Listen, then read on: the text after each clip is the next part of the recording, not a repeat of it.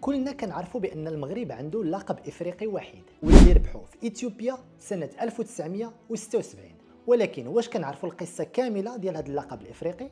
انا صابر علالي وهذه معلومه في دقيقه. توب كرونو. كاس افريقيا ديال سنه 1976 تنظمت في اديس ابابا، جوج مجموعات، كل مجموعه فيها 4 المنتخبات، وجوج منتخبات اللي عندهم اعلى عدد من النقاط هما اللي كيتاهلوا للدومي فينال، ونصف النهائي كيلعبوا على شكل بطوله مصغره، واللي عنده اعلى رصيد من النقاط هو اللي كياخذ اللقب. المجموعه الاولى فيها مصر، اثيوبيا، غينيا واوغندا، والمجموعه الثانيه فيها المغرب، السودان، نيجيريا والجزائر واللي هي الكونغو الديمقراطيه حاليا.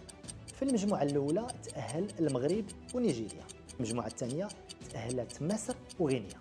اللاعب بابا سجل هدف التعادل قبل 4 دقائق من نهاية المقابلة، وهكا تمكن المغرب باش يتصدر المجموعة ويفوز باللقب الإفريقي.